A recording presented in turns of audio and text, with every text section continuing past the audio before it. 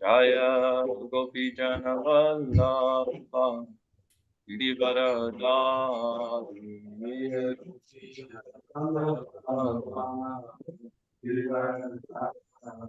Yashodhara Rajajana Ranjana Yashodhara Rajajana Ranjana Rajajana Yamuna Tira Vanachari Yamuna Tira Vanachari Vanachari Jaya Radha Madhava Kunja Bihari Kunja Bihari Jaya Gopi Jana Vallabha Girivaradari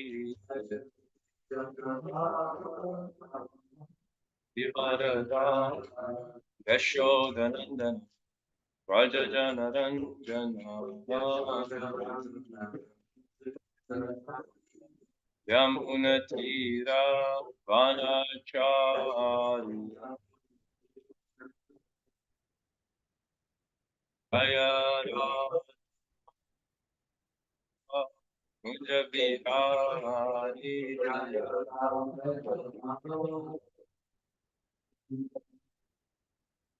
Jaya Gopi Jana Vallabha Girivaradari Jana Vallabha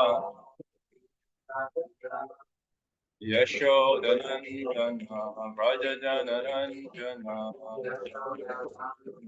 Rajajana Ranjana Yashodanandana Rajajana Ranjana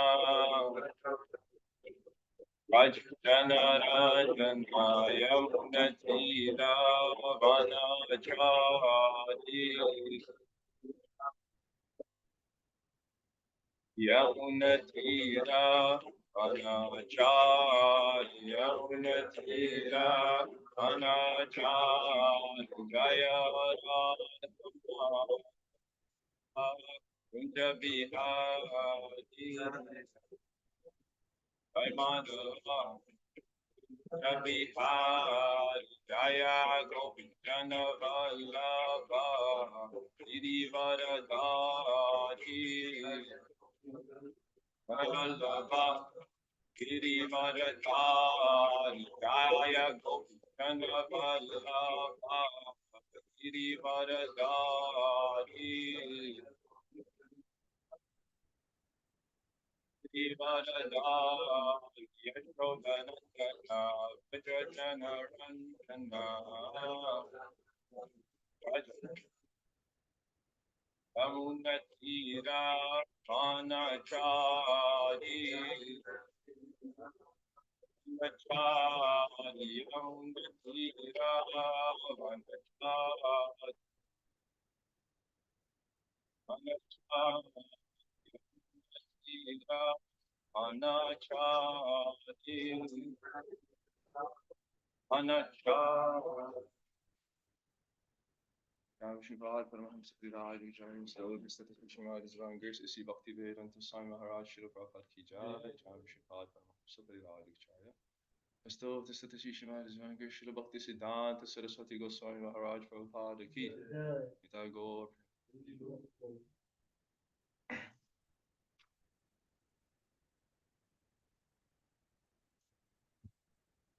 Prabhupada Vidamrita. What's wrong, my son? You don't have to be so unhappy. Not sure who this is speaking. Ravindra bawled out, quote, I want. He sobbed, reach God directly, without anyone in between. Prabhupada continued to pat and stroke the boy's head. No, you continue to stay with us if possible. Don't be a crazy fellow. Ravindra's weeping subsided, and Prabhupada continued, speaking both to Ravindra and to the emotion-struck group in the room. I am an old man, he said. I may die at any moment. But please, you all carry on this Sankirtan movement. You have to become humble and tolerant. As Lord Chaitanya says, be as humble as a blade of grass and more tolerant than a tree. You must have enthusiasm and patience to push on this Krishna conscious philosophy. Suddenly, Ravindra's tears were gone. He jumped up, dejectedly stood, hesitating for a moment, and then hurried out the door, banging it behind him.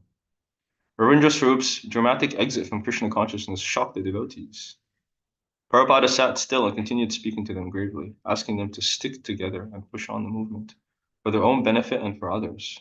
Whatever they had learned, he said, they should repeat. They realized, perhaps for the first time, that they were part of a preaching mission, a movement. They were together not just for good times and good vibrations. They had a loving obligation to Swamiji and Krishna.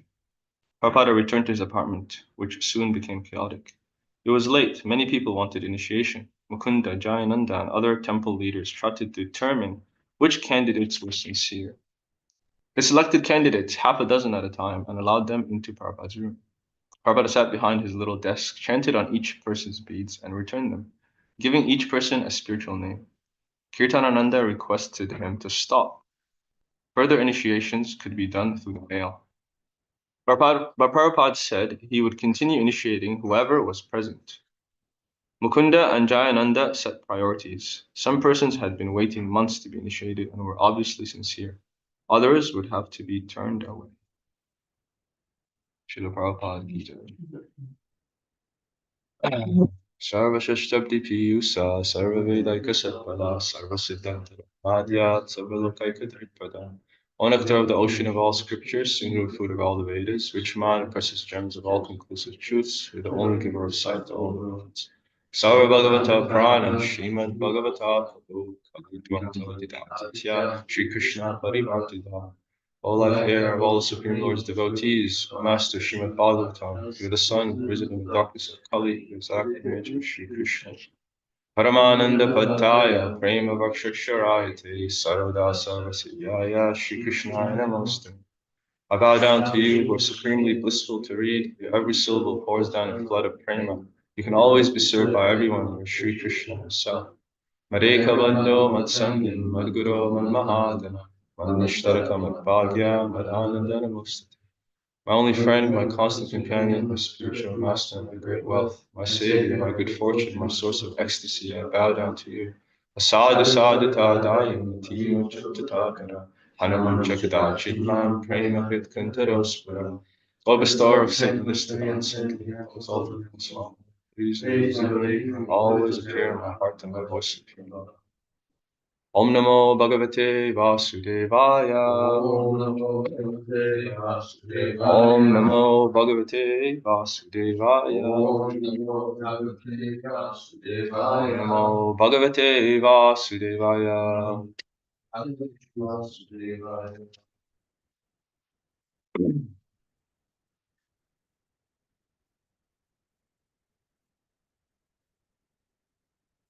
Fifth canto, chapter 1, text number 9. It's in prose, so I'll just read the verse. Tatraha enam devarshi hamsayanena pitaram bhagavantam hiranyagarbham upala bhamana sahasaivota yarhanena sahapita putrabhyam avahitanjalir upatpaste.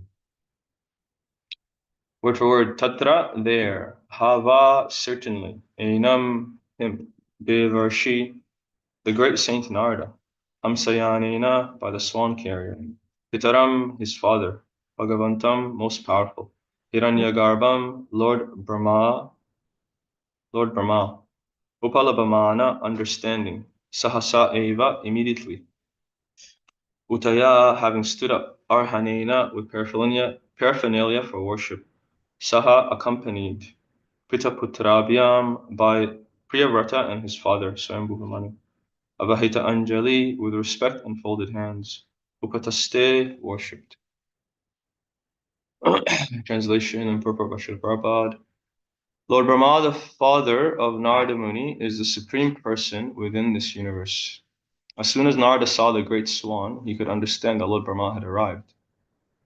Therefore, he immediately stood up, along with Swayambhuva Manu and his son Priyavrata, whom Narada was instructing. Then they folded their hands and began to worship Lord Brahma with great respect. Purport. As stated in the previous verse, Lord Brahma was accompanied by other demigods, but his specific carrier was the great swan. Therefore, as soon as Narada Muni saw the swan, he could understand that his father, Lord Brahma, who is also known as Hiranyagarbha, was arriving. Thus, he immediately stood up with Swayambhuva Manu and his son Priyavrata to receive Lord Brahma and offer him respect. Srila Prabhupada ki jai. Om Jnana-timirandasya Shalaka Chakshurunmilitam Yena Tasmai Shri Gurave Namaha. Jai Shri Krishna Chaitanya Prabhu Nityananda Shri Advaita Gadadhar Shivasadi Gaura Bhaktivinoda. Hare Krishna, Krishna Krishna, Hare Hare, Hare Rama, Rama Rama.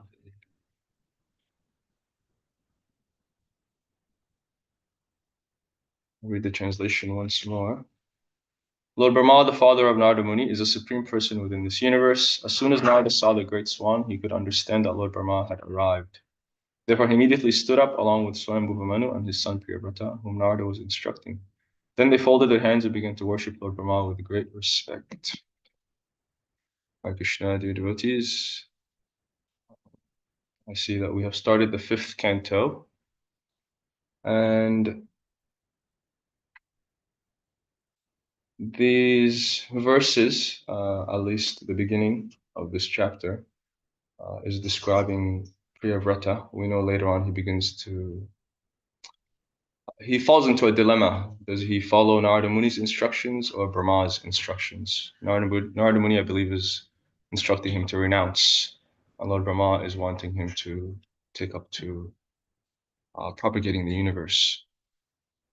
So Narada Muni is speaking to him, and Brahma has arrived in his swan carrier. All great demigods, we hear, have a particular vehicle in which they travel in. So Brahma has his swan. Here, Lord Shiva has Nandi. He has his bull carrier. Durga, she rides on a lion or a tiger in her fierce form. Indra has Airavata, the great elephant. Vishnu, Supreme Devata, he has Garuda, which he travels in. So all great personalities, they have particular vehicles. We see actually even in this material world, the vehicle is usually quite important for important personalities. They have a signature car. For example, the President of the United States also has a signature plane, his presidential plane. Many famous people also, you can tell that they have arrived just by seeing like their vehicle. On those of lesser greatness, they may just get like a license plate with a special name. So then you know that they are arriving. Here in the Brahmacharya Ashram, we also have a big orange bus that when it arrives, you know, the Sankirtan general is there. So it's a tendency of human society, actually, to have something unique that distinguishes themselves from others. And they say that in the material world, you know you've made it when you have two things: a palace, a big house, and a nice car. These two people invest a lot of money in. So Lord Brahma is no different. He arrives on his swan carrier, and Narada Muni is able to recognize that he has arrived even without seeing him, just by seeing his vehicle. And to honor him, he stands up. Standing up is a sign of showing respect in many cultures, even today, even in Western society. I remember in high school, we would have to stand up for the national anthem. In Canada, it's "O Canada, our home and native land, we stand on guard for thee." So every morning, everybody has to stand up. And if a student doesn't stand, you get in trouble. It's disrespectful. Also, in the court of law, when the judge enters, you have to stand. And if you don't, then the guards come drag you up. And in other situations also, I remember watching music award shows where all the icons of Kali Yuga converge. When somebody wins an award, then everyone has to stand up for them. Of course, as Prabhupada says in the 16th chapter of the Bhagavad Gita, the demoniac have no good qualities to be respected, but society has created a false sense of honor for them. So we see that this is relevant in many places. There's also the term a standing ovation when somebody performs something very much appreciated by others, then everyone stands to show that appreciation for them. So it's a way to offer one respect, acknowledgement when they enter. And in the Bhagavatam, this is repeatedly shown in different pastimes. One prominent is in the fourth canto of Lord Shiva, who a very great sacrifice was being performed. All the great rishis of the universe were there. And Shiva was there, Mahadev, and Lord Brahma was also present among them. Daksha entered, and Daksha said his body was so effulgent, it was as great as the sun god. So when he walked in, everyone stood up to offer him respects because his effulgence made everyone else seem insignificant. They realized a great personality has entered. But two persons who are greater in position, Brahma and Shiva, they were not obliged to stand. The problem was that Lord Shiva was actually Daksha's son-in-law. He had married his daughter Sati. And Daksha was expecting some honor from him. It said that Daksha actually, he never liked Lord Shiva in the first place. He thought he looks very unusual. And I've given him my daughter, who's very beautiful, although he's very ugly. So he already had some resentment for him. And Lord Shiva, he didn't have to stand, he didn't. And Daksha made a big drama about it. He stood up, he said, how disrespectful. He has accepted me as his father, but he does not show me any acknowledgement upon my entry. So we know he cursed Lord Shiva. He actually cursed him that everyone here will get shares of the sacrifice, but you will not get anything. And Vishwanath Chakravarti there, he describes that this was actually a benediction for Lord Shiva, because Shiva being a very great devotee, he didn't want to or shouldn't have to sit and eat with materialistic persons as the demigods. So Daksha cursed him like this. He became very offensive in numerous ways. And then Lord Shiva's associates began to counter curse. Nandishwara began to curse, after which Brigu, who was on Daksha's side, counter cursed. And then Lord Shiva decided, that's it, I'm leaving here. He exited. But the drama continued because later on Daksha performed another sacrifice. Sati wanted to attend. Lord Shiva told her, you shouldn't. You're not welcome there. She went anyways. She ended up taking her own life by burning herself alive. Then Daksha's sacrifice was desecrated, and it just went on and on. Daksha finally got the head of a goat. So one may say, this whole thing could have just been avoided if Lord Shiva just stood up. And that's true. But nonetheless, Lord Shiva was not in the wrong in the situation. The sixth canto gives another instance where Indra was in the wrong for not standing up to receive his spiritual master Brihaspati. He also had to suffer reactions for that. Indra was being worshipped. His wife was sitting with him. He was very much absorbed in the entertainment. And Brihaspati showed up. Brihaspati is his spiritual master, so he should have offered him respect. But he neglected to do that. His spiritual master realized, he exited. Indra realized, I've committed an offense, so he went to look for him, but he couldn't find him. Brihaspati had disappeared on purpose. And the result of losing the benediction of his spiritual master is that a fight ensued between him and the demons. The demons realize his strength is coming from his guru. This is a good time to attack. And he lost his whole kingdom. His whole throne was usurped. And the consequences was for him to bear. So again, he could have just avoided that by showing a small gesture of respect. It doesn't take much, but that gesture is very significant. Again, a famous example is found in the 10th canto of Lord Balaram. Lord Balaram, he had affection for the Kauravas, Duryodhana in particular.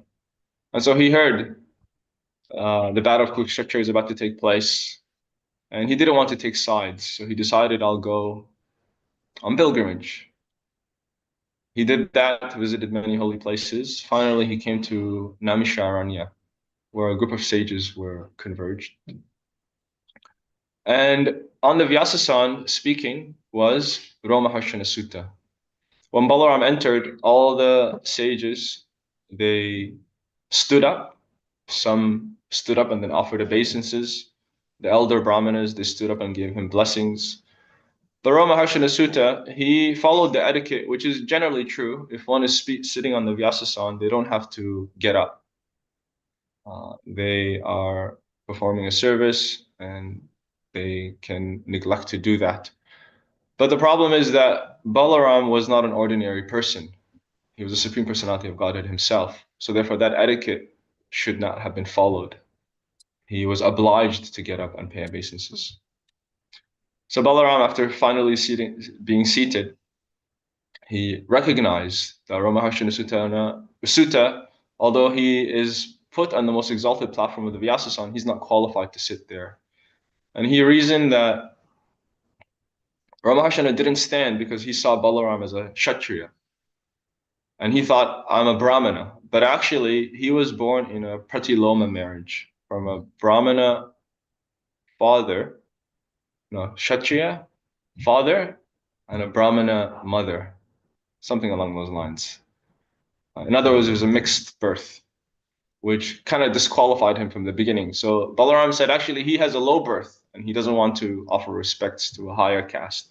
And anyways, even if he is a Brahmana, because of his disregard of the etiquette, because he hasn't developed the qualities of a Brahmana, which is gentleness, his external knowledge is like a costume of a dancer on a stage. The internals he hasn't developed, so therefore he's not qualified. And Balaram's conclusion was he's fit to receive the death penalty, Prabhupada describes. So what did Balaram do? He took a blade of grass and killed him. So the principle is that one should offer respects to superiors. Actually, a devotee offers respects to everyone. A materialistic person thinks, I don't have to pay respects to everyone. Everyone should respect me. But a devotee thinks, everyone is greater than I am. We know that the Mahabhagavad, he thinks everyone is a devotee except I. So therefore, Lord Chaitanya, he prays, Amanina Manadena Kirtanina Siddhahari. One should offer all respects to others and expect none in return. So superiors are first to be recognized, to be able to read the situation, to understand where one falls in the spectrum of hierarchy is important. The qualities of a person indicate their position in society. So the Brahmanas are respected for the qualities they have developed. Shama Damastapasucham Shantir Arjanam Evacha. The Kshatriyas are also there. They're supposed to develop certain qualities. The Vaishyas have certain qualities, and the Shudras have certain qualities. And so a devotee, we hear, is above all of them. A Vaishnava is greater. Nonetheless, the Vaishnava respects everyone because they see the super soul situated within everyone's heart. Actually, when Daksha was entering the sacrifice of the sages, and when he's performing the second sacrifice, and Sati wanted to go visit, Lord Shiva explained to her that your father doesn't want to see me. He thinks I have disrespected him. But actually, I haven't disrespected him because within my heart, I'm always paying obeisances to everyone. Externally, I didn't pay obeisances, but I am always offering respects to everyone. So the devotee sees with a different vision. He sees that the super soul is within everyone's heart.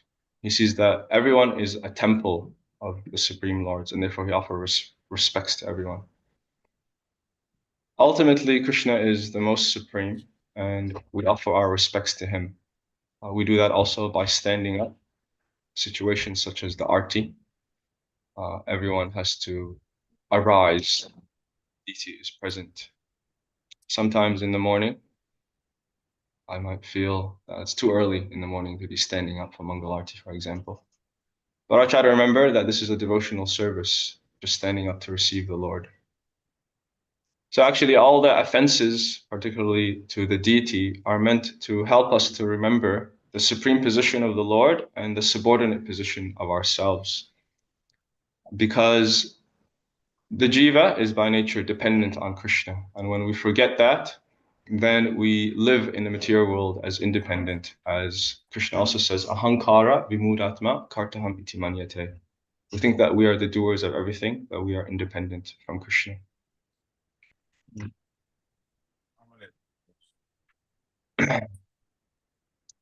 So these are some thoughts I have. I know it's a short class, but if anybody has anything to add or ask, be willing to take that now.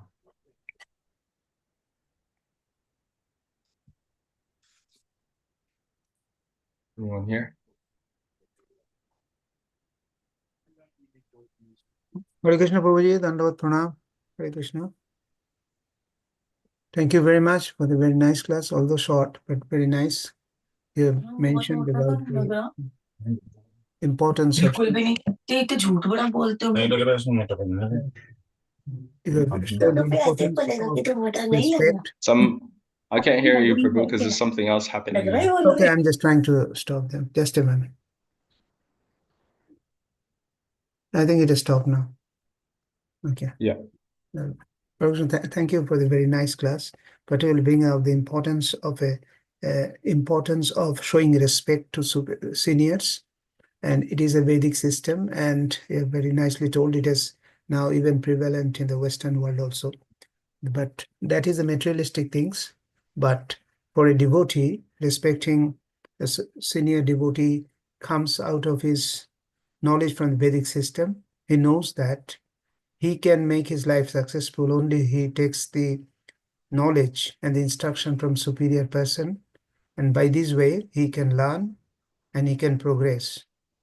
But in material life, often people do it out of convention and sometimes out of fear.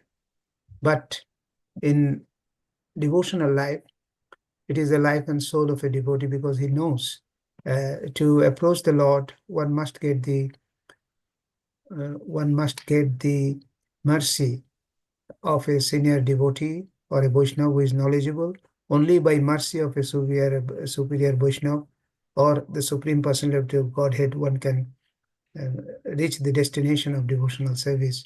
So there is a difference between the two, but at the same time, although apparently it appears to be same, in the Vedic system, it is more ingrained in the devotee's heart, and he does it. It is natural, but here it is it is only external. So this is my realization. Thank you. Thank you, Prabhu. Anyone else? Hare Krishna Prabhu, Dhanava.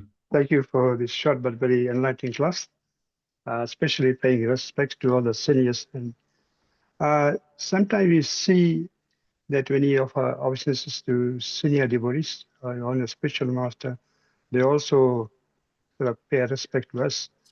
It's a bit of an awkward position, so how should we react to that? Yeah, it's interesting.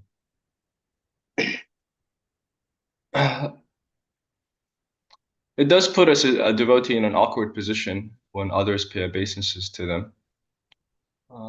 Actually, so that even the spiritual master, he does that out of duty. accepting obeisances from all his disciples.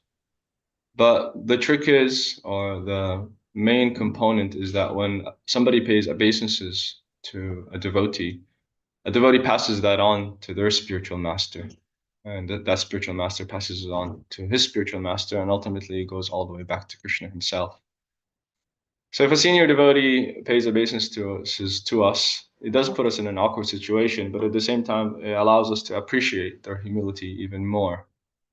If we have the proper state of consciousness, we'll see that this devotee is doing like that because of their exalted position, and that I'm not worthy, but out of their humility, they are doing that. So there is Vaishnav dealings or Vaishnav etiquette, and when that's followed, things are a little bit easier to digest. But sometimes, out of a devotee's spontaneous and internal mood, they may behave in different ways that they may seem to transgress the normal etiquette. But if we understand the philosophy, then we can actually see beyond just the externals, the internal mood of a devotee. It is also described that it takes a devotee to know one. For example, in the first canto, when all the sages were sitting and they were trying to figure out who should speak the Bhagavatam, and many sages were present, so they were trying to figure out who should speak for Maharaj Parikshit to listen. And then when Shukadeva Goswami entered, all of them recognized he is fit. Although accompanying Shukadeva Goswami were some women and children who were just dealing with him like an ordinary person. They just liked his company. They didn't recognize him as a devotee, but the other devotees recognized him. So in many purports, Prabhupada says like that, it takes a devotee to know one. So if we have developed our consciousness to a little bit of a higher degree, then Krishna will allow us to see the internals that are happening rather than just the externals.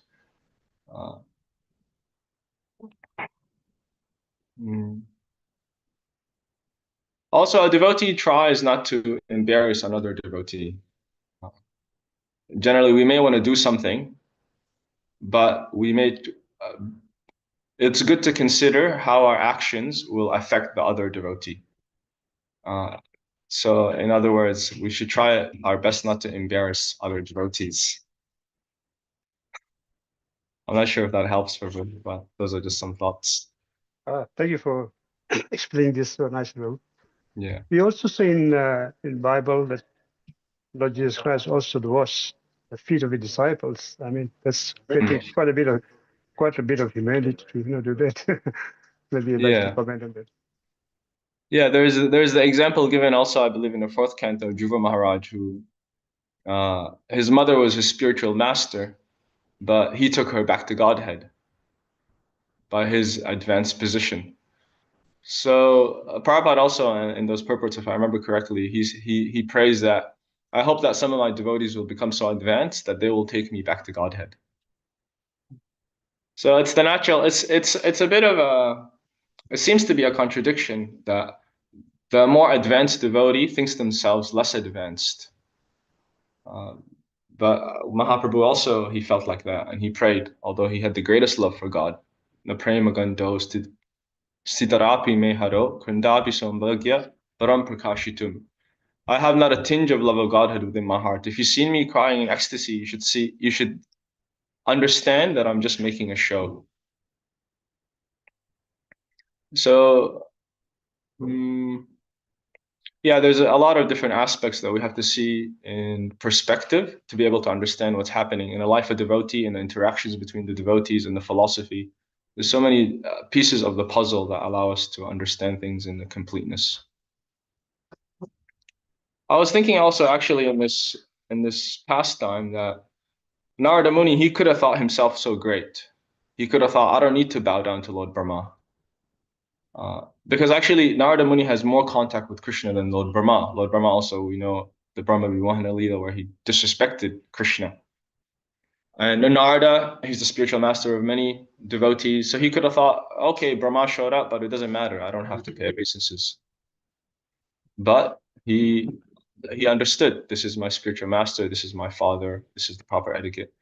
There is an example, a very instructive example in the life of Bhaktisiddhanta Saraswati Thakur of one of his disciples whose name was Ananta Vasudev. Ananta Vasudev was very advanced. Many people recognize he's not an ordinary soul. He was so learned that Bhaktisiddhanta Saraswati, when he gave class, Ananta Vasudev would sit next to him and he would quote verses. Bhaktisiddhanta Saraswati called him my Ganesh. We know Ganesh, he was writing as Vyasadeva was speaking. And so Ananta Vasudev, he was so learned that ultimately later on he became as the Acharya after Bhaktisiddhanta Saraswati's departure. We know many did not follow his instruction to form a governing body commission. When he was alive also, he became the chief editor for all the Gaudiya Math publications. Many disciples will go to see him if they didn't understand a philosophical point that Bhaktisiddhanta Saraswati explained. They would go to Ananta Vasudev and get some clarification from him. So he was basically his right-hand man. And so after Bhaktisiddhanta Saraswati left, some disciples made him the Acharya because it was too difficult for them to try to figure out how to form the governing body commission. But unfortunately, his learned disposition made him proud. And he began to criticize Bhaktisiddhanta Saraswati's teachings to the extent that he said that all the initiations of Bhaktisiddhanta Saraswati are null and void. And he also criticized that there was no Siddha Pranali. And he told all his disciples to go find initiation from somebody else. They should only read the Sandarbhas. And the result of that was that very soon after, he fell down and he became a Babaji in Vrndavan, got married to a well-known lady who was a prostitute. And Srila Prabhupada describes this all as a result of his offenses to his guru. His wife, who was a prostitute he was so much in love with, she had another man at home. And his son was about 10 years old. And his son was very smart. He said, "This is another man. This is not my father. You can't have him here. I'm going to tell my dad." And what did she do? She killed the son. And then Ananta Vasudev, it dawned on him, what had happened to my life? I married a prostitute. She killed our son. And what did he do? He took poison and killed himself. So Prabhupada, he criticized many of his god brothers, but indirectly for what they did. But Ananta Vasudeva was one of the only ones he called out by name. And this is all the story is told in brief by Prabhupada, but other disciples of Prabhupada have elaborated on it. Because later on, there were some disciples in ISKCON. Ananta Vasudeva continued to write books. He was living in Radhakund. And some ISKCON disciples, they began to read his books. So those who were in knowledge, they revealed his entire life to try to save the devotees from reading such scriptures. So Prabhupada describes this as a result of superseding the Acharya. As soon as one thinks I'm greater than my guru, then he becomes a rascal, Prabhupada says. Even if one externally seems to be greater. We know Bhaktisiddhanta Saraswati, he externally was very learned, and his spiritual master, Gokishore Das Babaji, seemed to be illiterate. So one has to be very careful. The externals are not everything. And ultimately, the guru is a representative of Krishna himself. Krishna has a certain system that we have to follow. And offenses are the greatest enemy to devotion. Offenses to the devotees and offense to the guru can almost never be overcome. Hare Krishna. Anything else? Hare Krishna, Prabhu, thank you very much for enlightening that story of Bhaktisiddhanta Saraswati Maharaj's disciple. Just in this regard, just as a matter of reference to speak that, Chaitanya Mahaprabhu has also told, Trinadapi Shuni Chena Taroviva Soishna. So a devotee, unless one learns the humility, and humility not to speak of even respecting spiritual master, that does even an ordinary person does. I mean, one advanced devotee shows respect even to the lowest person, because he knows in his heart the Paramatma is living. Yes. So he considers every person on the basis, not on the external features, but on the on the basis that Krishna is residing on his heart. So he pays obeisance because of that. And even Chaitanya Mahaprabhu, you have seen Chaitanya Mahaprabhu has highlighted has praised his devotees in such a way that sometimes it becomes, I mean, for an ordinary person, it becomes a puzzle. So when Pradyumna Mishra went to Chaitanya Mahaprabhu to hear Bhagavatam from him, he sent it to Ramananda Rai and told, I have no knowledge about Bhagavatam. Only Ramananda Rai speaks and I hear. And he has all the knowledge, but I just only hear from him. You see the humility of Chaitanya Mahaprabhu himself, who is no one but the Supreme Person of God himself. He is telling, I do not know anything, just to praise his devotee. So an advanced devotee doesn't matter for him. He respects everybody, irrespective of his external physical position. And that is the quality of the devotee. And we should not therefore be, as you have rightly told, we should not be confused by the so-called material stages of respect prevalent in the society. The Vaishnavas has got a different, they has got different levels of respect for every living being, and that has not to be confused. Often we confuse because we try to match with the external prevalent sort of respect is prevalent in the society, and that's why the problem comes. And thank you very much for enlightening that point. Hare Krishna. Thank you, Prabhu. Yeah, just one last point is sometimes we distinguish and judge. Okay, this devotee I can pay obeisances to, but this devotee is just a new devotee. I don't have to pay obeisances to. Or this situation I can criticize, this situation I shouldn't criticize. But when we do that, inevitably, we may disregard somebody who we should pay obeisances to, and we may criticize somebody we shouldn't be criticizing. But if we use the blanket approach, as you were saying, pay obeisances to everyone, no matter what situation they are in, and even if we think they're not worthy of paying obeisances to, then naturally those who we should be offering respects to are covered. In other words, it's the safe approach to pay obeisances to everyone, and therefore nobody will be disregarded. It's kind of like, say, when a Hindu worships all the demigods, they cover all their bases, you know? So everything is included in that.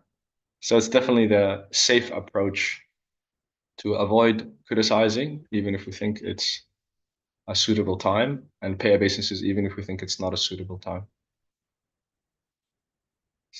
So thank you, everyone. I think we'll have to stop here.